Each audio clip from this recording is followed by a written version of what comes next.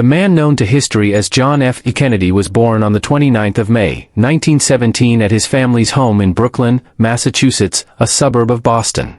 His father, Joseph P. Kennedy, was a prominent businessman with interests in property, banking, finance, and the motion picture industry. His mother, Rose Fitzgerald, was a socialite and philanthropist, the highly intelligent and college-educated daughter of the congressman and twice-elected mayor of Boston, John "Honey" Fitzgerald. Rose became a homemaker and a full-time parent after her marriage, as many middle-class and upper-class American women did during the early 20th century. But as her husband achieved greater financial success over time, her role as housekeeper gradually reverted to a supervisory one. Joseph and Rose Kennedy had 9 children, 5 daughters and 4 sons, of whom John, known affectionately within the family as Jack, was the second. Jack had complicated relationships with his older brother, Joseph, known as Joe Jr., as well as with their father. Joe Sr. and Joe Jr. were much alike, ambitious, athletic, and confident. They both loved Jack, and he loved his father and brother, both of whom gave him their attention and care. But Jack had little in common with either of them. As a child, where they were outspoken and outgoing, always dominating family dinner conversations, Jack was quiet and introspective. He had much more in common with his mother, Rose. Like his mother, Jack was intensely curious, a deep thinker, and a voracious reader from an early age.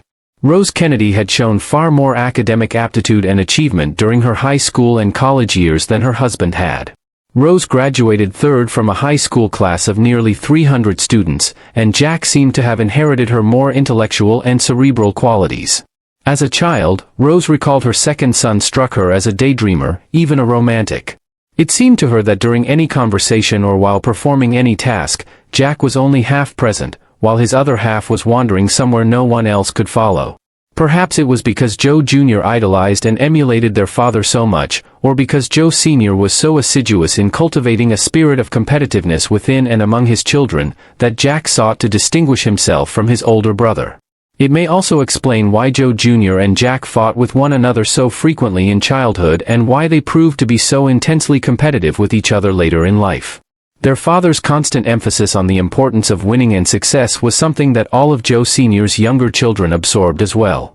While it likely made for difficult growing pains among the Kennedy children, almost all nonetheless grew up to be extraordinarily successful people. 7 more Kennedy children followed Jack over the next decade: Rosemary, Kathleen, Eunice, Patricia, Robert, Jean, and Edward. Of all his siblings, Jack was closest in his youth to his sister Kathleen, whom the family called Kick. Although Jack and Bobby, who were much further apart in age, became much closer in their young adulthood. The birth of Rosemary, just 16 months after Jack, no doubt gave him a classic middle child complex. Rosemary Kennedy was born with what is believed to have been an intellectual disability as a result of brain damage sustained from a critical lack of oxygen during her birth. By the age of 2, it was apparent that she was not developing cognitive or motor skills at the expected rate. With Rose's attention firmly focused on his younger sister and with Joe Jr. being their father's obvious favorite, Jack became an increasingly self-contained and independent child. When he learned to read, he positively lost himself in books. He enjoyed histories and biographies, from which tales of great civilizations and heroic deeds inspired him. He particularly loved to read and reread the tales of King Arthur, his Knights of the Round Table, and the legendary Camelot. Rose Kennedy was a devout Catholic, and she wanted her children raised and educated as such. The Kennedys attended Mass regularly at St. Aidan's Church in Brookline and observed daily prayers at home together as a family. Rose ensured that all of the Kennedy children carried rosaries and all underwent confirmation in the church once they reached adolescence. The eldest Kennedy children attended the nearby Edward Devotion School during their elementary school years. Both Joe Sr. and Rose were the grandchildren of Irish immigrants. Though the Kennedys and the Fitzgeralds had moved up significantly in the world since the mid-19th century, anti-Irish and anti-Catholic sentiment continued to permeate Boston, especially at the highest social and economic echelons. Joe Sr.'s father, Patrick Joseph Kennedy, and Rose's father, John F. Fitzgerald, for whom Jack was named, had both achieved success in local politics and business despite the pervasive discrimination against Irish Catholics and their own fairly humble beginnings. P.J. Kennedy even did well enough to send his son Joseph to Harvard.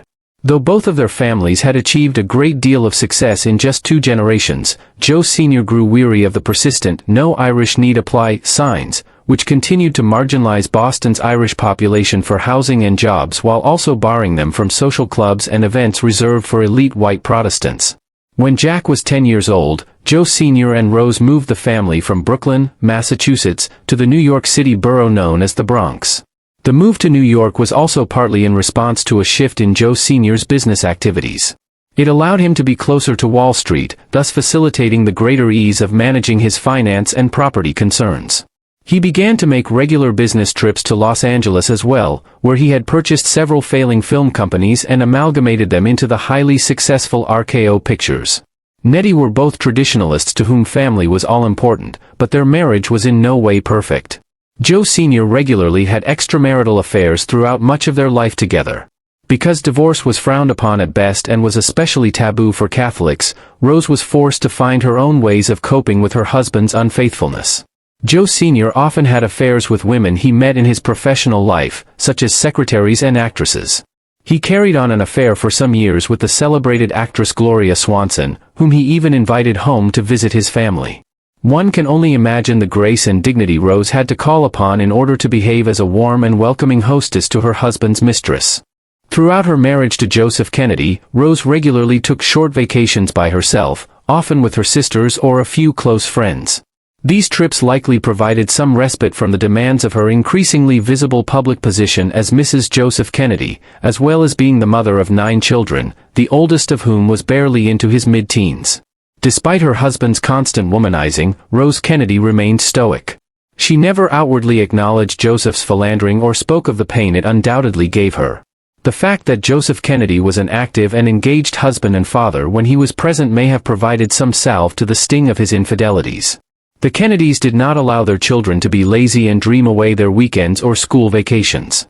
Joe Sr. and Rose always had a full itinerary of family activities during holidays. Sometimes they went to the theater or to parties, but many neighbors and friends of the Kennedys who lived near their summer retreat at Hyannisport, Massachusetts, recalled that the family stayed home together more often than not. This was not, they said, because their neighbors refused to invite them, but because the family genuinely enjoyed each other's company. Importantly, family time was treated as an opportunity for teaching and parenting. Whether it was football, golf, sailing, swimming, or after-dinner charades, the Kennedys treated every activity as intensely adversarial, as an opportunity for glory. "We want no losers in this family," Joe Sr. once told his children. "Only winners." Achieving second or third place meant nothing. Weekend visitors to the family's Hyannisport estate joked that even touch football was a bloody affair when one played with the Kennedys. As well as high academic and career achievement, Joseph and Rose Kennedy stressed the importance of one's personal contribution to society, a notion which seems jarring set against the backdrop of the extraordinary economic privilege of which the Kennedys, as one of the wealthiest families in the United States by the mid-20th century, are a prime example. Joe Sr. amassed enormous wealth throughout the course of his career, and each of his children inherited a trust fund which guaranteed them a fabulously luxurious lifestyle regardless of the careers they chose. Nonetheless, it is clear that all of the Kennedy children absorbed their parents' early lessons of the importance of being a force for good in society, for most of them went on to have impressive and consequential careers in public service. Jack's health was always delicate, even as a child. Though he was athletic and strong, as his father and elder brother Joe encouraged and coached him to be, Jack was always underweight and had frequent digestive problems, colds, and bacterial or viral infections. He suffered through scarlet fever, chickenpox, whooping cough, and measles, all before the age of 10. He averaged about 2 lengthy hospital stays per year throughout his youth for one mysterious ailment or another, whether it was infections, hives, jaundice, terrible stomach pains, or dramatic weight loss. He had been misdiagnosed with various illnesses ranging from blood disorders to leukemia. Eventually, his doctors would discover that ulcerative colitis was at least partly responsible for his constant digestive problems. In his late 20s, an English doctor finally diagnosed him with Addison's disease, an endocrine disorder. Recent medical literature posits that Kennedy's condition may have contributed to a general failure of his autoimmune function, with wide-ranging impacts on his overall health. Stoic like his mother, Jack learned early on to quietly cope with pain and illness. His toughness manifested itself in the development of a dark, fatalistic sense of humor. Rather than complain or lapse into depression, he made fun of himself and his situation. His letters to family and friends during his many periods of convalescence describe embarrassing and painful examinations by an endless parade of doctors, which Jack painted in hilarious and often crude terms. Self-deprecation was his defense against those who might pity him. While he was away at boarding school in Canterbury, Massachusetts, in the spring of 1931, Jack suffered the pain of appendicitis for nearly 2 days before finally being hospitalized for an appendectomy. His parents brought him home to New York for the last 2 months of the school year to recover. In the autumn, Jack was sent to Choate, a Connecticut preparatory academy that was a well-known feeder school for the Ivy League. Joseph Kennedy had acquiesced to his wife's insistence that their children attend Catholic parochial schools for their elementary education, but insisted that his sons at least should attend public secular institutions for secondary school and college, well aware of the anti-Catholic feeling that still permeated American institutions and ambitious that his sons might launch successful political careers. Joseph Kennedy was adamant that Joe Jr. and Jack attend schools which the white Protestant elite viewed as prestigious. The Kennedy daughters, however, all received their secondary educations at Catholic convent schools. At Choate, Jack's childhood fascination with tales of great civilizations and heroic figures began to mature into a lifelong interest in history, politics, and government. Kennedy's biographers disagree about the extent to which a career in politics was what Jack really wanted. He and his brother Joe Jr. certainly experienced pressure from their father to achieve such ambitions. Jack's more recent biographers believe that for him, however, the interest in government and statecraft was both his own and genuine. Jack was not a particularly good student, at least not in the ways his parents and teachers expected him to be. He was always late.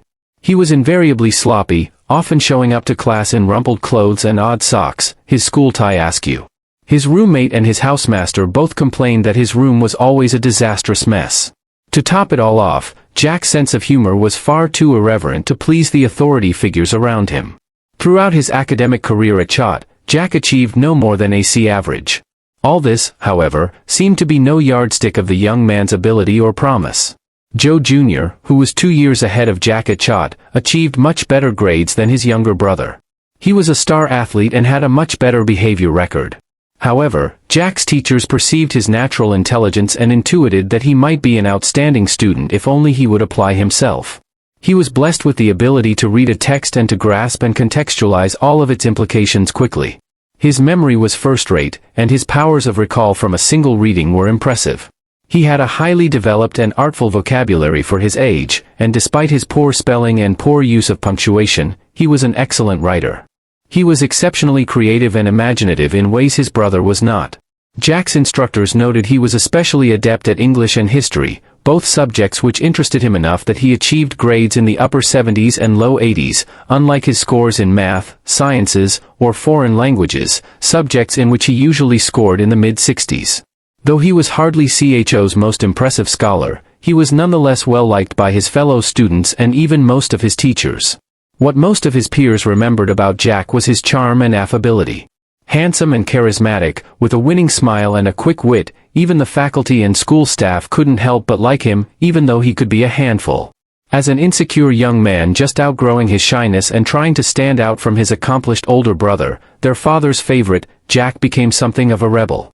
A psychologist whom Jack saw briefly during his CHO years believed that Jack failed to work hard because the thought of competing with his brother and failing was too much to face.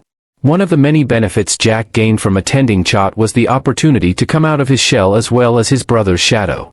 Far from continuing to be the quiet and isolated bookworm he had been in childhood, he soon made a tight circle of friends. One of them was his roommate, Lem Billings, with whom Jack remained friends all his life. Jack and his school chums called themselves the Muckers Club.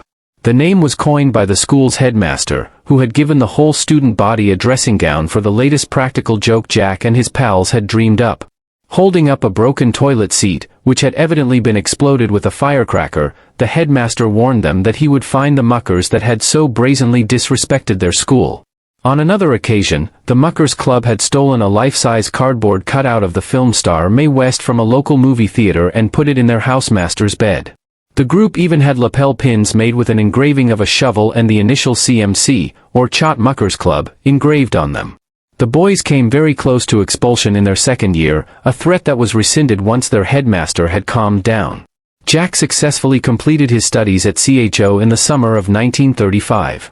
Though he graduated in the middle of his class, his fellow students voted him most likely to succeed.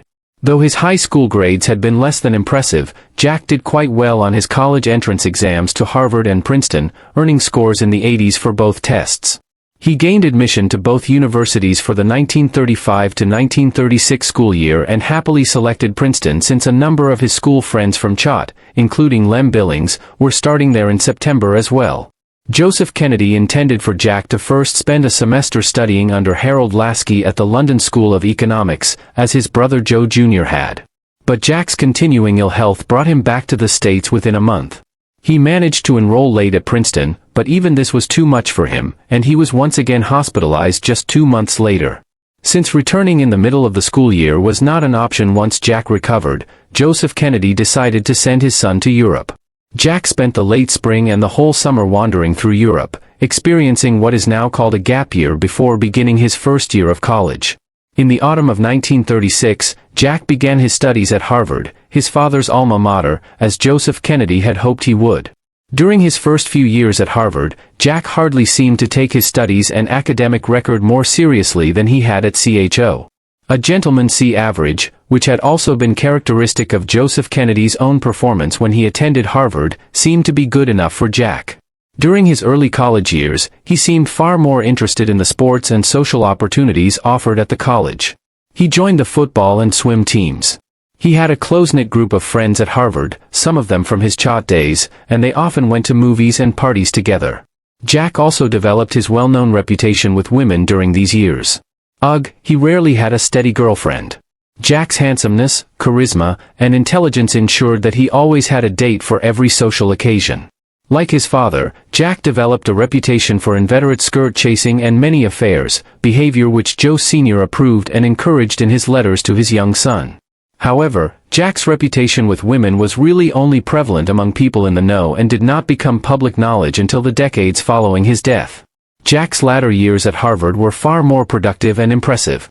His senior thesis, entitled Appeasement in Munich, was highly regarded by his professors, and he made the dean's list in his senior year. He later reworked his thesis into a book, which he published commercially under the title Why England Slept, which became an instant bestseller and attracted significant critical acclaim. It was one of the first and most thorough explanations available to the public of English political developments in the 1930s that had led the nation into World War II. This impressive turnabout in Jack's academic achievement was no doubt due to a change in his educational environment. During 1938 and 1939, Jack was in Europe for several stretches of 3 or more months, watching the very events he chronicled in his thesis unfold. The entire Kennedy family spent time in London when Joseph Kennedy was named the U.S. ambassador to the court of St. James. The Kennedys were very well received in London, quickly becoming part of the elite political and social scene and regularly making headlines. Their eldest daughters, Rosemary, Kathleen, and Eunice, all made their debut before King George VI and Queen Elizabeth. Kik and Eunice worked for the Red Cross. Though the rest of the Kennedys were content to return to the U.S., Kik absolutely fell in love with London and decided to make her home there after her father resigned his position as ambassador. In 1944, she married William Cavendish, Marquis of Hartington, who sadly was killed in battle 4 months later. As a result of Joe Sr.'s appointment as ambassador, Jack's classroom for much of his last 2 years of college was Europe's political stage on the eve of the Second World War. He had the chance to attend and observe the political process in England and to meet and get to know parliamentarians that he had only ever read about. Most meaningful to Jack was the opportunity to meet and spend time with Winston Churchill, whom he greatly admired for his literary and statecraft achievements. Jack traveled extensively throughout Europe and the Middle East on a fact-finding mission for his father, even crossing the German lines into Czechoslovakia to assess the situation in Prague. The authorities at the American embassy there were less than pleased at having to shepherd this rich man's son through extremely dangerous territory for a mission that seemed little more important than a bureaucratic internship. Yet when they met Jack and had a chance to speak to him about his investigations across the continent, they softened, as many who expected haughty self-importance from a Kennedy tended to do. Jack was fast becoming a serious young man where politics and international affairs were concerned, and his handlers had to admit he was producing reports worthy of an experienced diplomat. He was also unfailingly charming and friendly, with a winningly self-deprecating sense of humor, which made others willing to help him. It was in the process of researching and writing his senior thesis that Jack began to form the basis of the political worldview he would hold all his life. In his last year at Harvard, Jack shifted dramatically from the isolationist position that his father and older brother Joe clung to staunchly. Convinced that they were wrong, Jack now aligned with Franklin Roosevelt in the belief that the United States had a duty to intervene in defense of Europe's beleaguered democracies and occupied states. Jack's political and intellectual differences with his father should not suggest that any particular strain was added to their relationship. In fact, while the two disagreed constantly about politics throughout the rest of their lives together, it never seemed to affect the love and mutual respect between them. By the summer and early fall of 1940, the American isolationist position on the war had begun to shift noticeably, and the first few thousand young men were drafted for military training, Jack among them. Determined to serve should the U.S. ultimately decide to enter the war, but fearful of failing the medical exam, Jack did all he could to keep himself as healthy as possible. He had begun to experience near-constant back pain in his last year at Harvard, owing to injuries sustained playing varsity football. He began an assiduous exercise program to strengthen his back to ensure that he would be accepted for active service when his time came. Unfortunately, his physical health proved to be too problematic. Nonetheless, Joe Sr. managed to pull some strings and procured a desk job in the Naval Intelligence Service for Jack. During the summer of 1941, Joe Jr. shocked his family with his own decision to enlist. Also, though he remained as firmly isolationist as his father, that opinion was rapidly becoming a shameful and unpatriotic notion in the American consciousness. Joseph Kennedy Sr. was publicly criticized more and more frequently for his determination to keep the United States out of the war. Some biographers believe that the family's reputation was a large part of the reason that Joe Jr. voluntarily enlisted to train as a Navy pilot. No newspaper pundit was going to accuse his father or any of the Kennedys of being unpatriotic or unwilling to serve their country in the current global crisis. By 1942, both Joe Jr. and Jack would see frontline action overseas. Despite his continuously delicate health, Jack was determined to serve. That rich and influential men regularly pull strings to ensure that their privileged sons are not drafted into active service in times of war. Joseph Kennedy instead pulled strings to make sure that Jack was appointed to a combat position. Though it terrified him that his two elder sons insisted on venturing into the line of fire, he was nonetheless proud of them and did everything he could to ensure that they could serve honorably as they wished to do. After somehow managing to skirt a thorough medical exam, Jack was given command of a patrol torpedo boat and deployed to the Pacific Theater during the spring of 1942. Jack served with bravery and distinction. He was well liked by the men serving under him, who all described him as warm and friendly, intelligent, and highly capable. Jack's undoubted skill as a lifelong sailor and swimmer served him well during his time in the Navy, especially when disaster struck. On the night of August 1, 1942, Patrol Torpedo Boat 109, commanded by Jack Kennedy, was one of several boats ordered to either blockade or repel the advance of 4 Japanese destroyers bound for the Solomon Islands with fresh troops and supplies. The mission was a failure, with not a single PT boat hitting their target. During the operation, PT-109 was rammed by one of the Japanese destroyers, literally cutting the boat in half. 2 of the crew were killed on impact. The other 11, including Jack, clung to the wreckage of their boat for several hours, waiting for a rescue that never came. Assuming that the crew of PT-109 had almost certainly perished, none of the other PT boats came back for them. Knowing that they would all die at sea if they continued to wait, Jack took action. He told the crew that the only chance they had was to attempt swimming to one of the nearby islands. He organized the men into a column by which the injured, unable to swim, could be towed by those who had not been hurt in the attack. Slowly and painstakingly, throughout the night, Jack led his crew on a 3.5-mile swim to the nearby uninhabited Plum Pudding Island.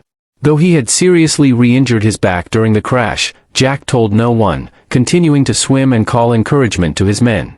Nonetheless, Jack saved the life of the crew's engineer, who had been badly burned in the collision, towing him to shore with the strap of the engineer's life jacket clenched between his teeth.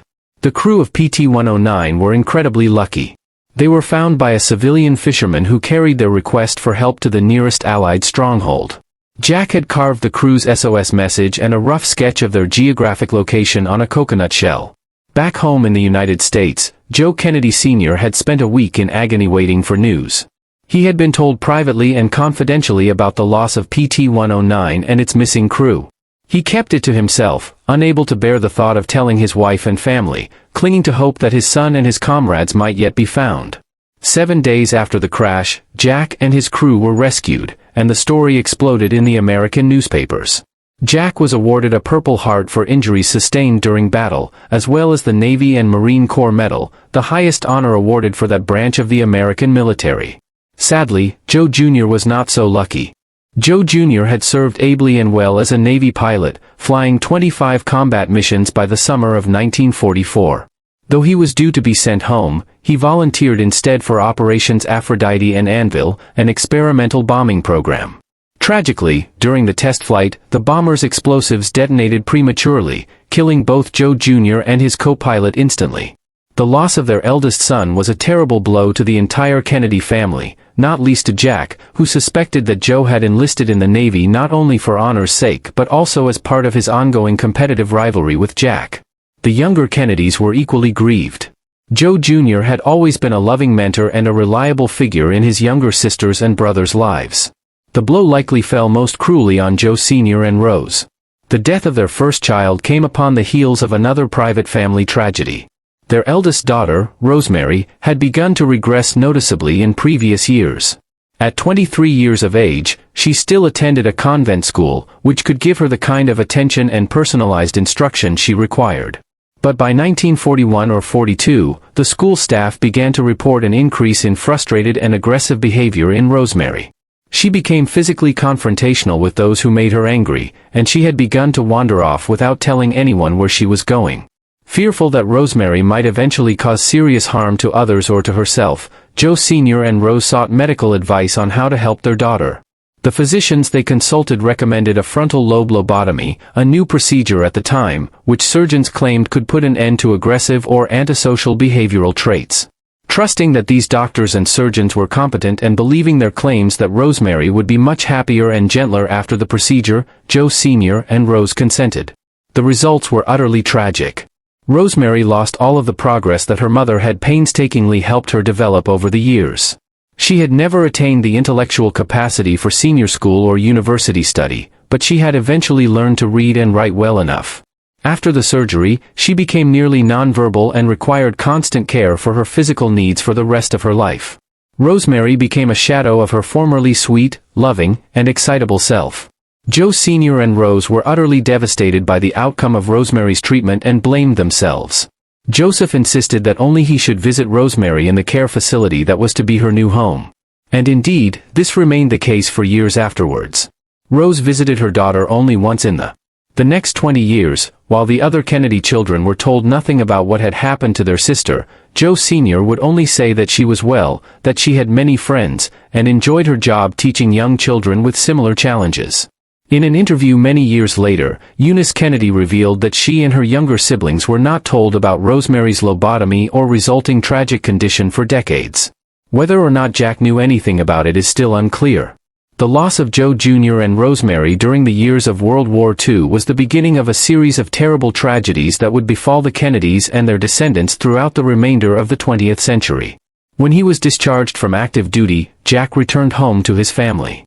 Joe Sr., who was a close contemporary and friend of the newspaper giant William Randolph Hearst, secured Jack a job as a journalist with Hearst newspapers. Jack traveled to San Francisco to cover the inaugural convention of the newly created United Nations. His writings from this period show that he had his doubts that the reach or effectiveness of the UN would ever be any greater than that wielded by the now obsolete League of Nations.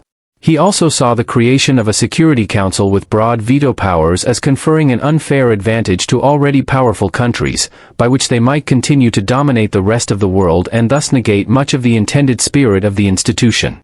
Jack returned to Europe in the summer of 1945 as an international correspondent covering the Potsdam Conference, where he took a similarly dim view of the proceedings which now divided Europe into two distinct spheres of influence.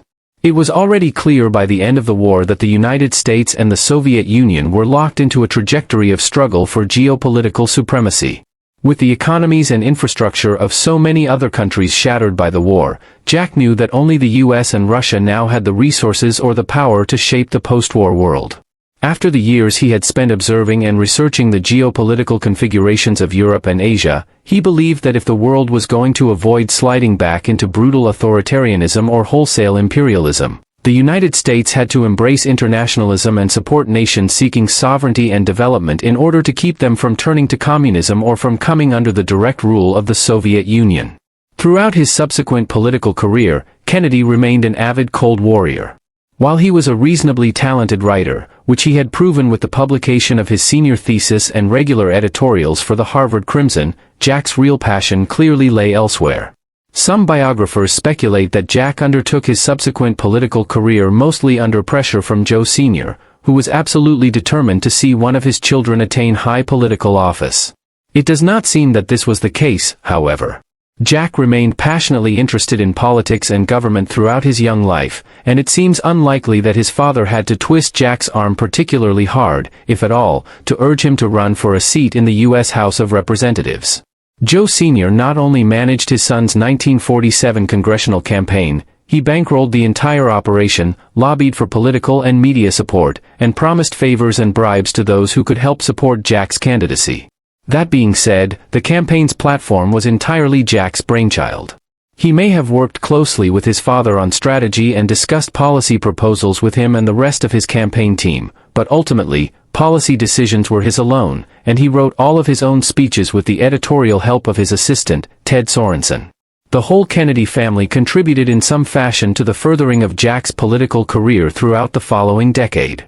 Bobby co-managed Jack's campaigns for the House and Senate along with Joe Sr. His siblings Eunice, Pat, Jean, and Teddy knocked on doors and canvassed for votes. Jack's mother and sisters hosted elegant teas at Boston's most fashionable hotels to lobby hundreds of Democratic women voters on his behalf. This strategy proved a smashing success, securing the love and political loyalty of thousands of women voters.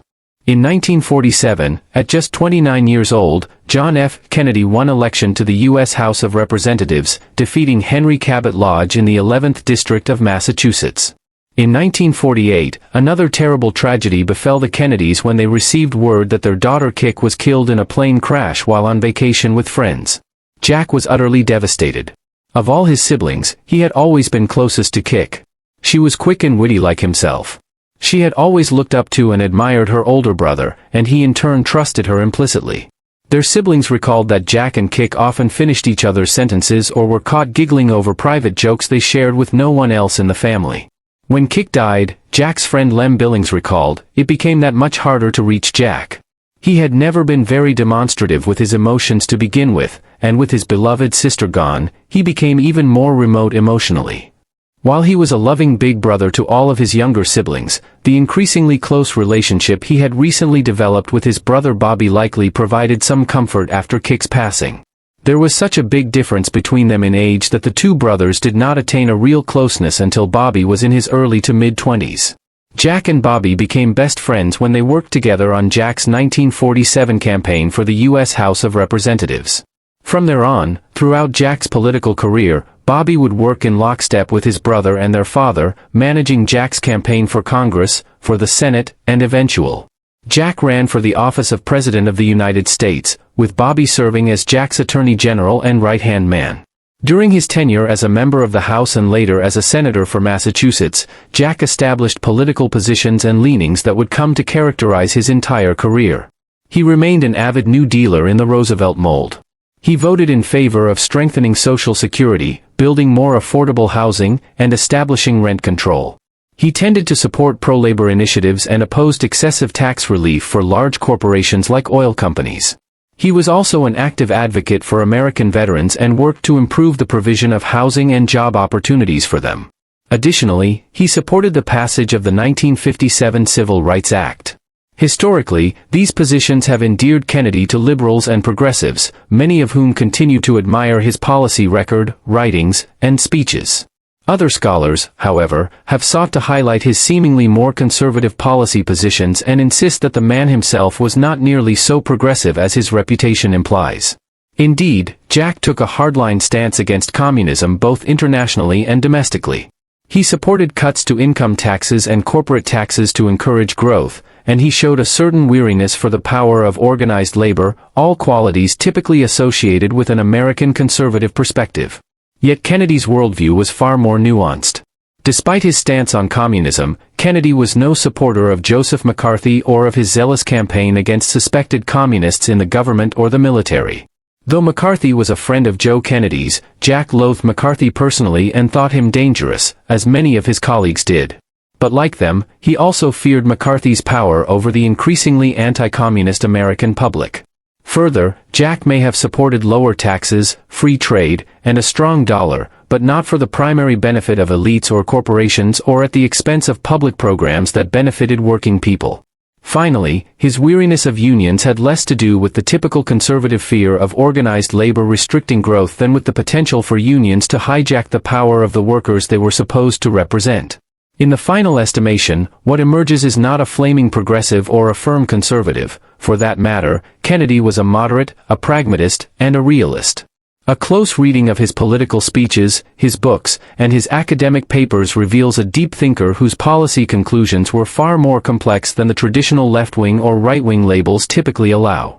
He rejected the dogmatism that he saw as characteristic of both persuasions and championed an overall outlook on politics, statecraft, and citizenship which he believed could encompass and unite all Americans and perhaps all nations. When he addressed the student body at the 50th anniversary of Choate, his alma mater, he quoted Rousseau, "As soon as any man says of the affairs of state, 'What does it matter to me?' the state may be given up as lost." He urged Choate's students to resist giving in to political cynicism, that American democracy could only survive and prevail if its citizens remained active, engaged, informed, and committed to a collective spirit of public service. He also called for a renewed emphasis on compromise and good faith in political and civic life, insisting that both were utterly essential for effective politics and a cohesive society. Political discourse, he said, might often be adversarial, but it should never be characterized by enmity. Despite his hard work and commitment to his constituents, Jack had the worst attendance record among those members of the 80th Congress of the United States, as his lifelong struggle with illness continued to rear its ugly head. He struggled with malaria, which had remained undiagnosed during the war and which had weakened him greatly. Shortly after his election to Congress, he was finally diagnosed with Addison's disease. Jack's doctors prescribed steroids, which unfortunately complicated his enduring back injuries, contributing to the erosion of a spinal disc and leaving him nearly unable to walk. He continued to struggle with bouts of illness and terrible musculoskeletal pain for the rest of his life. Twice throughout the next 10 years, Jack's condition deteriorated to the point where he was administered the last rites of the church. Each time he recovered to the immense relief of his family and friends. While his ongoing health battles embittered him, he gamely maintained a sense of humor and tried hard to project confidence in himself. These experiences gave him a strong sense of fatalism. Friends and family members recalled that Jack, convinced he would not live past 45 years of age at most, was determined to push himself to achieve, to make his mark upon the world, and contribute something of lasting value.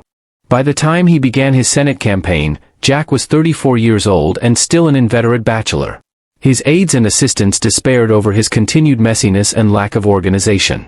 He still sported a rather casual, even sloppy appearance, with his odd socks and slightly rumpled clothes, but somehow on Jack, the effect was seemingly rakish rather than unkempt.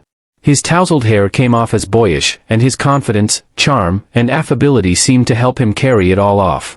Still a bachelor in every way, Jack also continued to pursue many affairs. His friends often joked among themselves about the veritable parade of women who seemed to enter and leave Jack's bedroom with the regularity of a palace guard. Women simply loved Jack. He had the ability, a former girlfriend of his noted, to make a woman feel that she had his full attention. He looked you in the eye, she said, asked you questions, and showed a genuine interest in what you thought. He quickly moved on, however, if there seemed to be no. By the time Jack reached his 30s, Joe Sr. began urging his son to get married. If he was serious about a real future in politics, his father warned him it was time to settle down. Public figures who remained unmarried into their 30s or 40s inevitably raised doubts about their seriousness, their maturity, or even about their sexual orientation. Jack had been in and out of love a few times since his college days, but never with anyone suitable, that is, unmarried and Catholic. In the spring of 1951, he met Jacqueline Lee Bouvier at a dinner party. Jackie, Teddy Kennedy recalled, had captivated Jack right away. She was beautiful, but more than this, she had far more substance and intelligence than many of the women he had dated. Jack was immediately interested and asked her if she wanted to go out for a drink with him after dinner. Unfortunately, just at that moment, Jackie's fiancé unexpectedly arrived to take her home. Jack backed off, and it was another year before the two met again at yet another dinner party. By then, Jackie had ended her engagement, and she and Jack soon began dating. She initially kept him at arm's length, a dinner date here, a movie there. While she found him handsome, charming, and quite brilliant, she doubted his commitment. Here, she later said, was a man who didn't seem to want to get married. Jack nonetheless continued to pursue her and gave every indication that he cared about her more and more. He was not the flowers and candy type, Jackie recalled, but gave her books instead. He loved to talk about literature and history with her. Though she was 12 years his junior, just 22 years old and fresh out of college, Jack found her highly intelligent and accomplished. He admired her impressive facility for languages, at which he had never excelled. Jackie spoke French with near-native fluency and was comfortable conversing in Spanish, Italian, and even German to a limited extent. In addition to being smart and beautiful, she was kind, quietly funny, and utterly loyal and devoted to those she loved. Friends of Jack's recalled that the two had bonded over their similar childhoods, in which both had escaped family pressures, clashes, and, in Jack's case, debilitating illness by turning to books and their own inner worlds. In the early spring of 1953, Jack proposed to Jackie, and she accepted. The pair were married on the 12th of September at St. Mary's Church in Newport, Rhode Island. Though each loved and admired the other, Jack and Jackie had a difficult marriage, largely owing to Jack's virtual inability to be faithful to one woman, even his wife. For Jackie's part, her husband's many and continued affairs angered and saddened her. Yet the concept of husbandly infidelity was such a ubiquitous part of the culture in which they had both been raised that Jackie, like Rose Kennedy and her own mother before her, learned to ignore it, asking Jack instead for his discretion for the sake of her dignity. An additional strain on their marriage was the long hours Jack worked as a sitting senator. His still active social life aside, Jackie frequently found herself alone well into the evenings. She grew lonely and depressed in the early years of her marriage, a state compounded by the difficulty she and Jack experienced conceiving children. In their first few years together, Jackie suffered a miscarriage 2 years into her marriage, and the following year, she gave birth to a stillborn child, a daughter they had planned to name Arabella. Jack wasn't even there when his wife delivered. He had gone to Europe with friends a mere month before her due date. In 1957, a year after losing Arabella, Jackie gave birth to their daughter Caroline, who was followed in 1960 by a son, John Jr. Caroline and John Jr. were the only children of Jack and Jackie Kennedy to survive to adulthood. Jackie gave birth once again during the summer of 1963 to a son named Patrick, who sadly lived only 2 days. The stresses of their marriage no doubt made their lives together challenging. What seemed to bring them together more than anything else was Jack's ongoing health struggles. He continued to experience one or more gravely serious hospitalizations per year and by the late 50s required multiple potentially life-threatening back surgeries just to stay mobile. Throughout Jack's periods of convalescence, no one was more devoted to him than Jackie, who rarely left his side. By the late 1950s, Jack had reached a political echelon which few, if any, people ever reached before the age of 40. He had amassed more than a decade of experience in politics and government. He had published 2 more highly regarded books since the release of Why England Slept.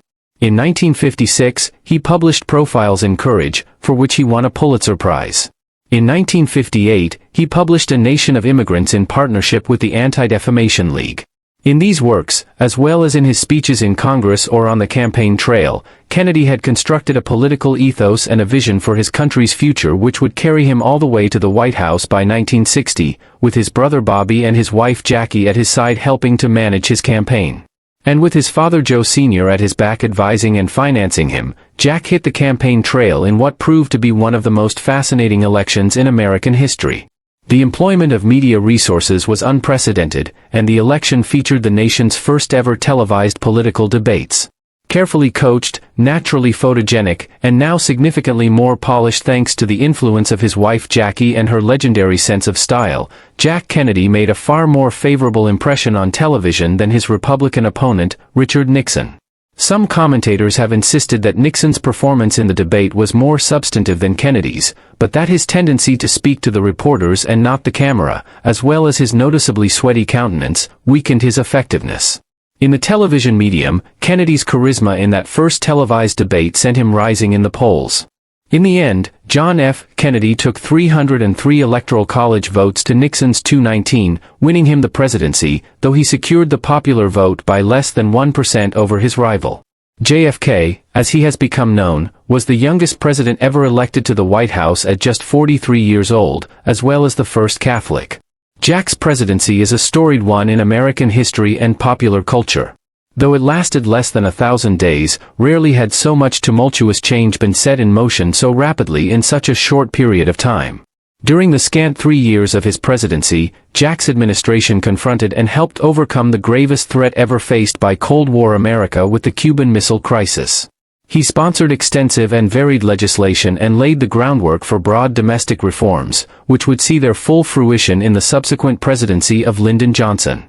In terms of foreign policy, Kennedy adopted a multifaceted approach that mixed diplomacy with decisive action. Though a committed Cold Warrior, he believed that the U.S. could forestall the spread of communism by extending a hand to developing nations or those seeking sovereignty and independence on their own terms. Kennedy established multiple foreign aid and development organizations to achieve these aims in Africa and Latin America, including Food for Peace, the Alliance for Progress, and the Peace Corps. His early attempts to lower Cold War tensions in talks with Soviet Premier Nikita Khrushchev over a divided Berlin were largely unsuccessful. The military buildup and nuclear arms race, which began under Eisenhower, initially accelerated under Kennedy. Neither the United States nor the Soviet Union seemed willing to be the first to begin disarmament or to allow transparency regarding their nuclear arsenals. The Bay of Pigs invasion, a CIA-backed coup of Fidel Castro's Cuba, which Kennedy's administration inherited from the Eisenhower White House, was ultimately a failure. Khrushchev responded with the installation of infrastructure for ballistic nuclear missiles in Cuba, just 90 miles off the coast of Florida. The ensuing Cuban Missile Crisis, during which U.S. naval forces established a blockade to prevent the delivery of the missiles, was the closest the world came to a potentially devastating nuclear exchange since the end of the Second World War.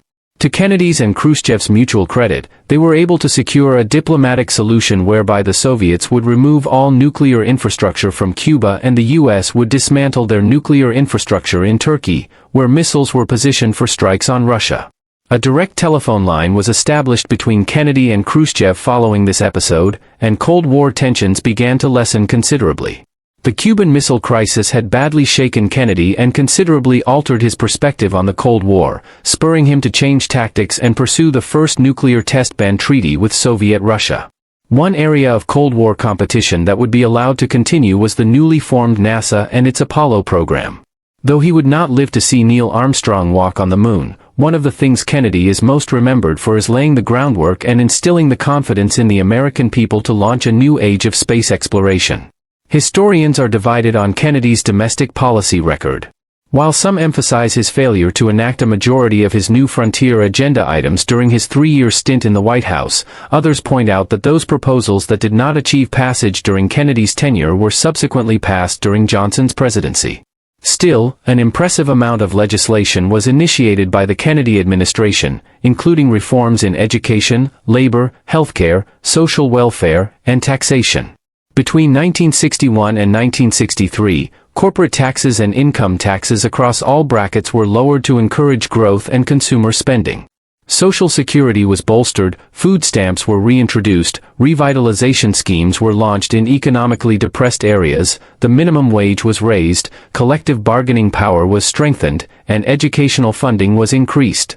Social reforms also received increasingly pointed attention over time from the Kennedy White House, including civil rights.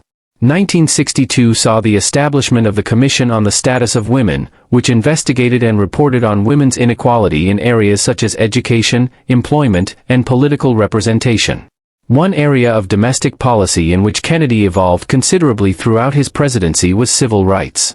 Though he initially seemed rather non-committal to the more activist sections of the movement for black equality, such as the Freedom Riders, the Congress of Racial Equality, and the Southern Christian Leadership Conference, Kennedy's perspective and his willingness to act grew throughout his time in the White House. His struggles with Southern segregationists, who refused to integrate public universities even under orders of the Supreme Court, as well as the horrendous violence perpetrated on peaceful protesters, such as that carried out in Selma, Alabama, spurred him to take a firmer and far more public stance against racial hatred in America. Initially nervous when he heard about the imminent March on Washington in 1963, he was instead inspired and overcome as he watched Dr. Martin Luther King give his immortal "I Have a Dream" speech on a live telecast of the rally. Immediately after the march, Jack received Dr. King and the other organizers at the White House to congratulate them and discuss their policy goals. Though Kennedy's presidency was relatively short, it left an indelible mark on the American collective consciousness. Despite the tumultuous times, many Americans remember the Kennedy presidency as a time of hope. Hope and optimism. The president was a relatively young, handsome, funny, and charismatic man with a beautiful, accomplished, and stylish wife and young children.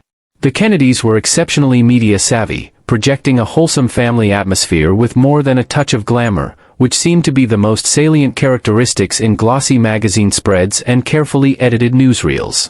In fitting fashion, considering Jack's childhood fascination with the tales of King Arthur and his Knights of the Round Table, the Kennedy White House was known as Camelot. Kennedy's youth and the hope for the future that he represented for so many made the events of November 22, 1963, utterly devastating for millions of Americans. Jack and Jackie had traveled together to Dallas for talks with two fractious camps of Texas Democrats. As the President, the First Lady, and Texas Governor Nelson Connally and his wife rode through the plaza in downtown Dallas in an open convertible, waving to the assembled crowds and smiling, a young veteran named Lee Harvey Oswald had quietly taken position at a window on the 6th floor of the Texas School Book Depository building, a rifle in hand. At approximately 12:30 p.m., Oswald fired 3 shots into the President's motorcade. Jack was struck in the back and then in the back of the head. He was rushed to a local hospital and pronounced dead by 1 o'clock that afternoon. Oswald was later arrested for Kennedy's murder, claiming that he was a patsy for others who wanted the president dead. 2 days later, while Oswald was being transferred from his jail cell to a courtroom for his arraignment, he was shot and killed by a local club owner named Jack Ruby. Lyndon Johnson, who as vice president had assumed the presidency upon Kennedy's death, instituted the Warren Commission to investigate the assassination. The committee members concluded that Lee Harvey Oswald had acted alone, but these findings provided no check on the growth of conspiracy theories, which persist to this day. Suppositions abound as to the so-called real killers, which have included the CIA, military defense contractors, Southern segregationists, or even his successor, Lyndon Johnson. Although subsequent committees continued to find fairly thin evidence to support the possibility of a conspiracy, the overwhelming majority of the American public continued to doubt that Kennedy's killer acted alone. Kennedy's assassination was the beginning of major disillusionment in American politics, one that has contributed ever since to the steady erosion of public trust in government. The body of John F. Kennedy lay in state for one day at the White House and then for another at the Capitol building, where hundreds of thousands lined up for hours to pass through and pay their respects. His funeral was held on the 25th of November at St. Matthew's Church in Washington, D.C., and Kennedy was laid to rest at Arlington National Cemetery in Virginia.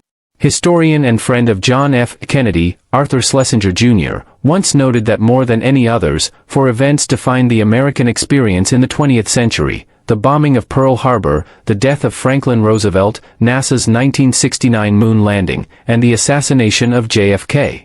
Each of these events shook the American people to their core, fundamentally shifting both their national trajectory and their own sense of themselves as Americans. The story of the life of John F. Kennedy unfolded against the backdrop of the most consequential historical events in 20th century America. He was born during the Great War, came of age, and fought for his country during the Second World War. Until his life and presidency were tragically cut short, he stood at the pinnacle of power in the United States and attempted to guide his people through the hottest part of the decades-long Cold War. He died at the very beginning of a period of dramatic social and cultural change. In many ways, it was JFK's memory and the remembrance of his stated ideals that helped to drive such change forward in the United States. To this day, he is consistently ranked in multiple polls as being among the top 10 best U.S. presidents in history. It is ironic that while so much is known about him, the real Jack remains rather shadowy. He has naturally inspired a slew of biographies, but few could be called truly comprehensive, despite the sheer breadth of documentary evidence available, especially considering the wealth of information which has been declassified in recent years. Jack lived an absurdly full and eventful life despite it being cut short. Perhaps it is because Jack was so iconic, so larger than life, that a clearer picture of the man continues to elude us. But just what was it that made Kennedy so iconic and that continues to place him among the ranks of American history's greatest presidents? Was it his record as a war hero or his impressive intelligence and facility with words, as shown in his memorable writings and inspirational speeches?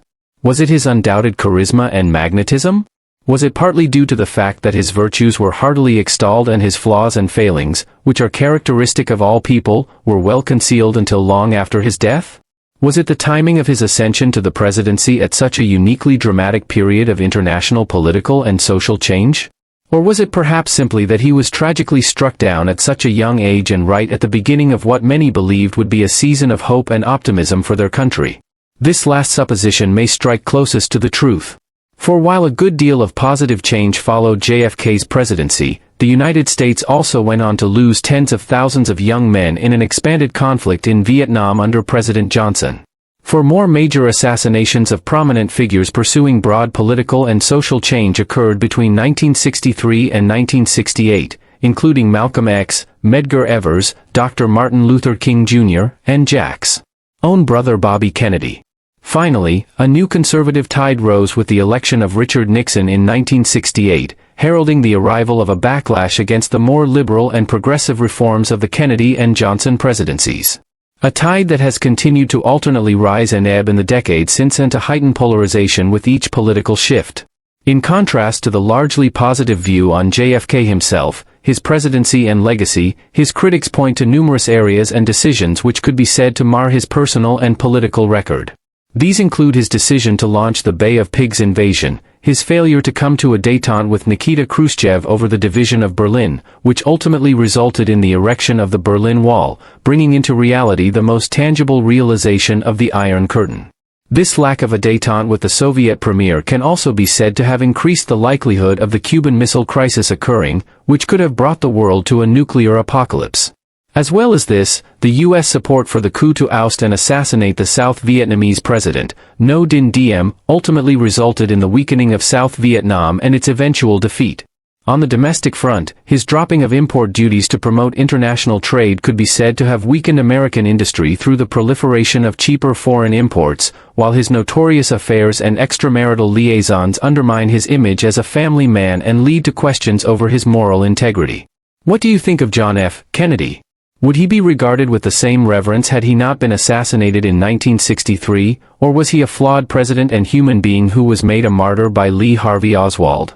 Please let us know in the comments section. And in the meantime, thank you very much for watching.